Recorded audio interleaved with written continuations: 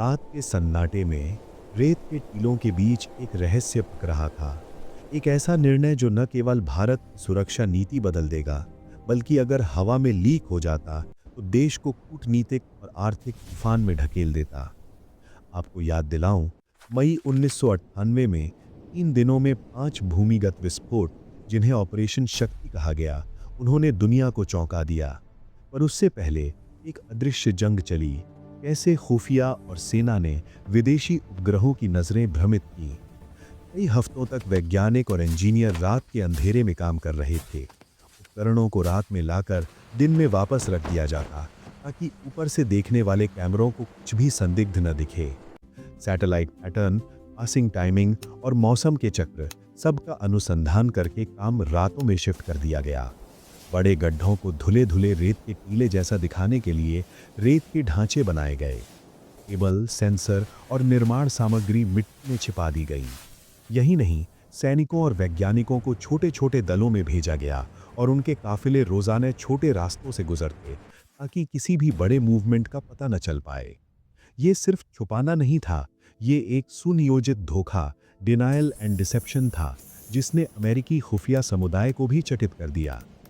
कई रक्षा और खुफिया विशेषज्ञों ने बाद में कहा कि भारत ने उपग्रहों की क्षमता, उनकी कक्षा और उनकी निगरानी के समय का बारीकी से अध्ययन किया और उसी के अनुसार गतिविधि को उस समय पर केंद्रित किया जब निगरानी कमजोर या अनुपयोगी थी।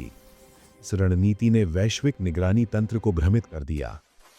60वें इंजीनियर रेजिमेंट और विशेष कर्मियों ने रेत खोदी, शेल्टर बनाए और फिर सब कुछ वैसे ही छोड़ दिया जैसे कुछ हुआ ही ना हो।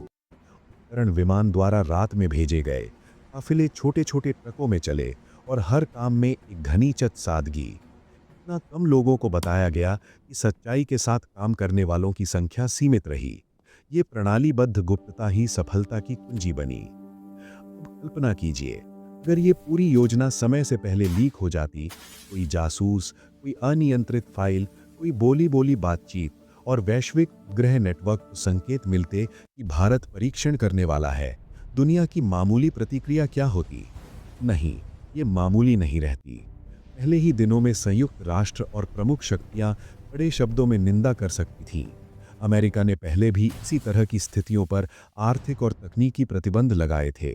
बैंकिंग और अंतर्राष्ट्रीय वित्तीय संस्थाएं ऋण और क्रेडिट वापस ले सकती थीं। रक्षा और उच्च प्रौद्योगिकी क्षेत्रों के संवेदनशील आयात रोके जा सकते थे। छोटे और मध्यम उद्यमों से लेकर बड़े वित्त पटल तक भारतीय आर्थिक धारा अस्थिर हो सकती थी। राजनीतिक रूप से भी संकट गहरा था। तुरंत बहुसंख्यक देशों का दबाव बनता, संयुक्त राष्ट्र सुरक्षा परिषद में प्रस्ताव आते और कुछ देश तो मानवीय सहायता छोड़कर कठोर नीतियां अपनाते। पड़ोसी देशों की प्रतिक्रिया भी नाजुक होती। पाकिस्तान ने तत्काल कदम उठाए और तनाव तेज हो सकता था। क्षेत्रीय सुरक्षा माहौल तनावग्रस्त बनता और देश की नीतिगत स्वतंत्रता सीमित हो जाती। ये सब तब होता अगर छिपी जानकारी समय रहते बाहर आ जाती। लेकिन जो हुआ वो रणनीति और चुप कर उठाया गया कदम था। भारत ने अपने संसाधनों का इस्तेमाल कर उस स्थान को पूरी तरह तैयार किया जहां हर विस्फोट भूमिगत था, जिससे रेडियोधर्मी झलक हवा में नहीं आई और बाहरी निगरानी उपकरणों को सीधे तौर पर संकेत नहीं मिला। ये कार्य वैज्ञानिक नापतौल, इंजीनियरिंग और कड़े अनुशासन का परिणाम था। इंटेलिजेंस के नज़रिए से इसका मतलब था कि अगर आप सामने से दिख नहीं रहे तो सामने खड़ा कोई कैसे कह पाए कि आप कुछ कर रहे हैं। भारत ने सैटेलाइट पासिंग के टाइमिंग को पढ़ा और उसी अनुरूप नाइट शिफ्ट बनाई। कभी कभी साधारण चीजें, जैसे कि छतरियों के नीचे नियमित शिविर नुमा ढांचे, उपग्रह की ऊंचाई पर मैन मेड बदलावों से छिप सकते हैं। यही सरल पर प्रभावी चालें थीं। अमेरिकी खुफिया समुदाय को इसका एहसास बाद में हुआ। ये उनके लिए एक भारी झटका था। कैसे याद न आया कि सवाल उठ गए। कुछ ने कहा कि ये जासूसी विफलता थी, कुछ ने माना कि ये एक परिष्कृत भारतीय धोखा था, जिसका नतीजा ये हुआ कि वैश्विक खुफिया समुदाय ने अपनी प्रक्रियाओं और अनुमान मॉडल्स की समीक्षा की। भावनात्मक रूप से सोचिए, वे वैज्ञानिक शाम होते ही अपने उपकरणों को छुपाते, अक्सर परिवारों से दूर, जानकारियां सीलबंद और मीडिया की आंखें दूर। उनका डर भी था पकड़े जाने का, मिसफायर का और उस एक पल का जब दुनिया का गुस्सा उनके ऊपर बरस सकता था। वहीं नेतृत्व ने इस काम को राष्ट्रीय गुरुत्वाकर्षण जैसा माना। सफलता का मतलब स्वतंत्र कूटनीति और सुरक्षा की नई परिभाषा। ये दृष्टिकोण जोखिम और उम्मीद का मिश्रण था। ये सब रोमांचक जरूर है, पर वास्तविक परिणाम भी भारी थे। परीक्षणों के बाद जो प्रतिबंध और आर्थिक दबाव आया, उसने दिखाया कि हथियारों के निर्णय केवल वैज्ञानिक उपलब्धि नहीं, बल्कि राजनैतिक और आर्थिक जटिलताओं का कारण भी हैं। अगर वो चोराकोना प्लान लीक हो गया होता, तो इन दबावों की तीव्रता और अधिक होती और देश के लिए खेल बदलने वाला संकट बन सकता था। हम इतिहास से क्या सीखते हैं? पहला सबक ये कि आधुनिक जासूसी और निगरानी का दौर इतना सक्षम है कि हर कदम का हिसाब रखा जा सकता है, पर वही दौर मानवीय चतुराई और सावधानी से भी धोखा खा सकता है। दूसरा, राष्ट्रीय सुरक्षा के निर्णय केवल तकनीकी मुद्दे नहीं होते, वे सामाजिक, आर्थिक और कूटनीतिक परिणामों से जुड़े होते हैं।